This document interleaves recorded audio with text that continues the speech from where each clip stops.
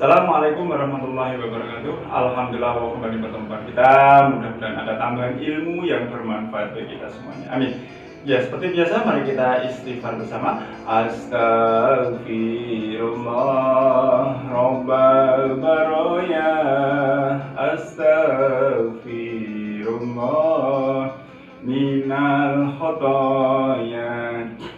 Rabbi zidni ilman nafi'an wa wafini amalan sholihan. Ya, sehat semuanya anak sekalian. Alhamdulillah. Mudah-mudahan Allah memberikan kesehatan kepada kalian semuanya. Sehat jasmani, sehat rohani, jaga iman, jaga imun. Ya, baik anak sekalian, kali ini kita akan belajar tentang jujur. Ya, untuk mempelajari tentang jujur ini ada satu kisah yang perlu kita lihat bersama, yaitu kisah Wasilah ibnu Iqsha.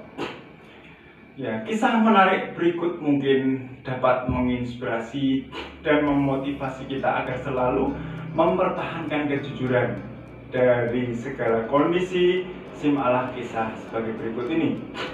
Suatu ketika, ya, seorang sahabat Rasulullah yang bernama Wasil bin Iqsha sedang berada di pasar ternak. Tiba-tiba saja ia menyaksikan seseorang tengah tawar-menawar unta. Ketika ia lengah, pembeli itu telah menuntun unta yang telah dibelinya dengan harga 300 dirham. Wasilah bergegas mendapatkan si pembeli tersebut seraya bertanya, "Apakah unta yang engkau beli itu unta untuk sembelih atau sebagai tunggangan?" Si pembeli menjawab, "Unta ini untuk dikendarai." Lalu Wasilah memberikan nasihat bahwa unta tersebut tidak akan tahan lama karena di kakinya ada lubang karena cacat. Pembeli itu pun bergegas kembali menemui si penjual dan menggugat sehingga akhirnya terjadi pengurangan harga 100 dirham. Ya, kemudian si penjual pun jengkel kepada Wasilah seraya mengatakan, "Semoga engkau dikasihi Allah dan jual beliku telah engkau rusak." Mendengar ucapan tersebut, Wasilah menimpali, "Kami sudah berbaiat kepada Rasulullah untuk berlaku jujur kepada setiap muslim. Sebagaimana Rasulullah bersabda, tiada halal bagi siapapun yang menjual barangnya kecuali dengan menjelaskan cacatnya. Dan tiada halal bagi yang mengetahui itu kecuali menjelaskannya." Hadis riwayat Hakim dan Baihaqi. Itulah nilai-nilai kejujuran. Walaupun berisiko, namun tetap harus dijunjung tinggi dalam kehidupan. Sangat mudah diucapkan oleh setiap orang, tetapi sedikit sekali yang dapat menerapkannya.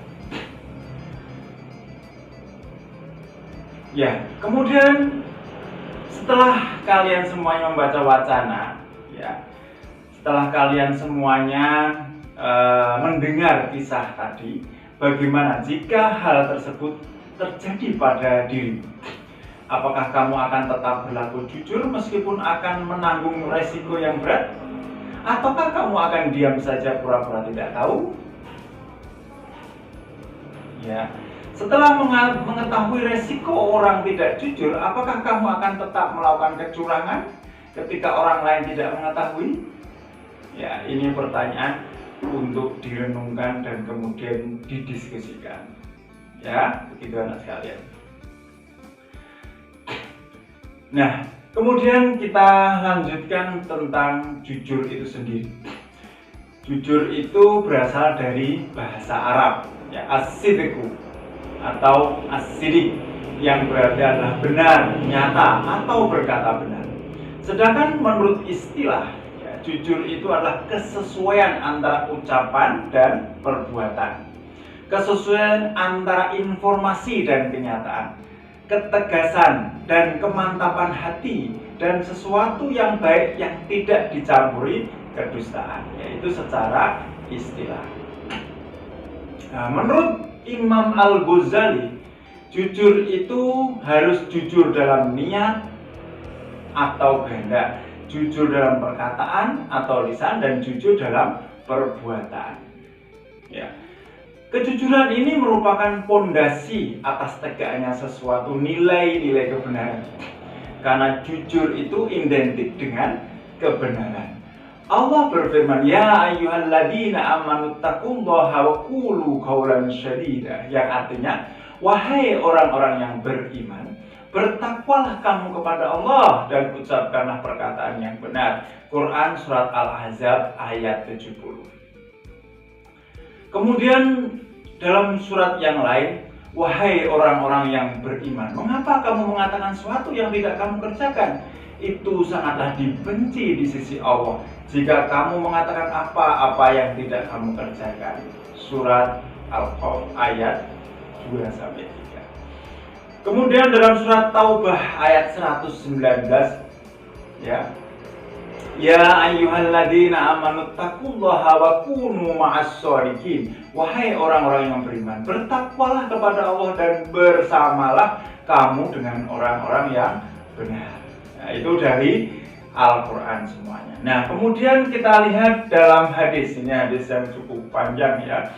An Abdullah bin Mas'ud radhiyallahu anhu qala Rasulullah sallallahu alaihi wasallam, "Alaikum bisidqi fa inna sidqa yahdi ilal bir wa innal birra yahdi ilal jannah wa ma yazalu rajulu yasduqu wa yataharras sidqa hatta yuktaba indallahi shadiqan wa iyyakum wal kadhiba fa innal kadhiba yahdi ilal fujur wa innal fujur yahdi ilan nar wa ma yazalu rajulu yakdibu wa yataharral kadhiba hatta yuktaba indallahi kadzaban."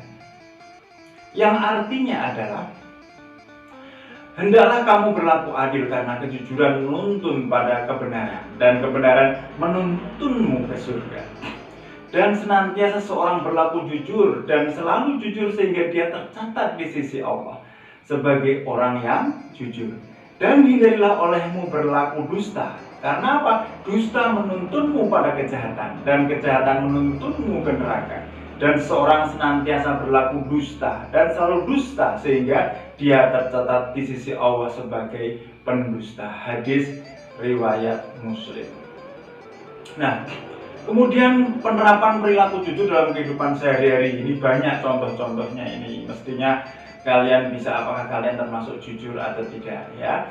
Yang pertama adalah meminta izin dan berpamitan kepada orang ketika akan pergi kemanapun.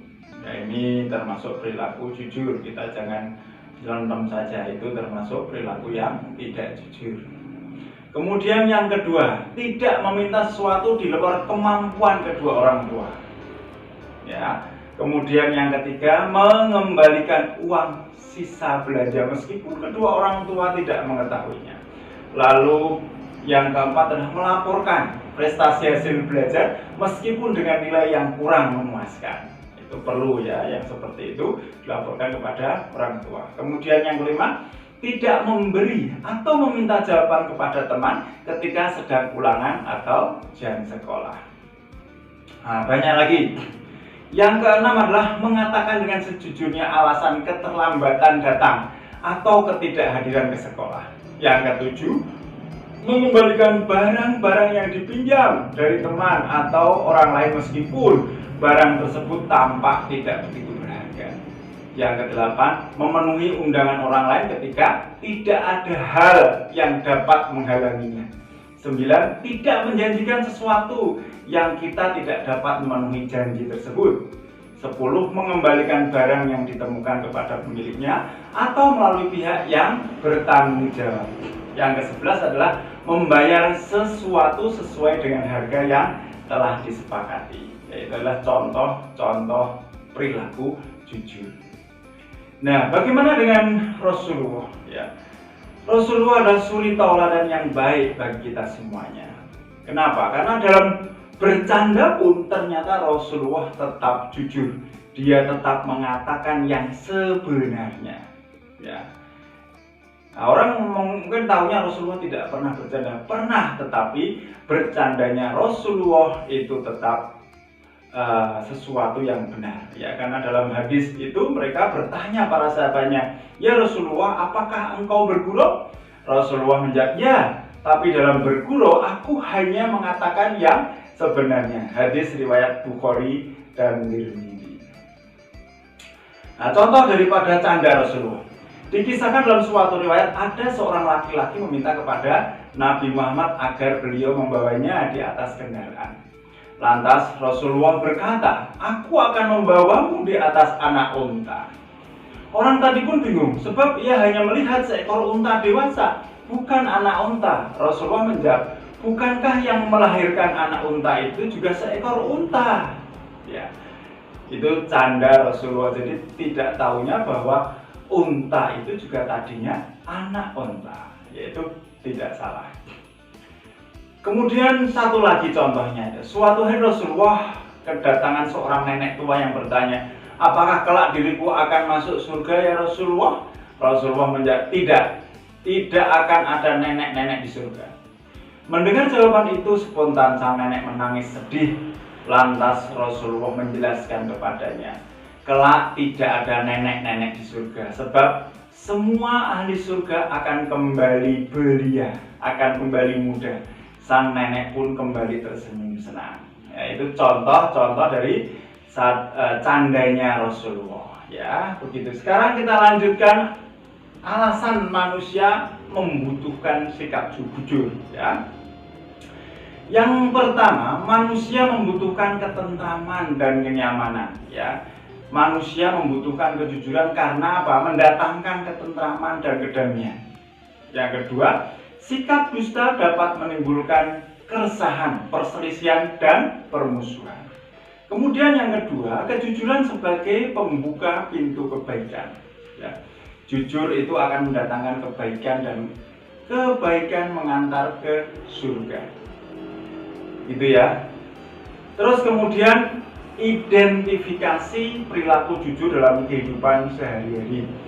Imam Al-Ghazali itu membagi jujur menjadi 5.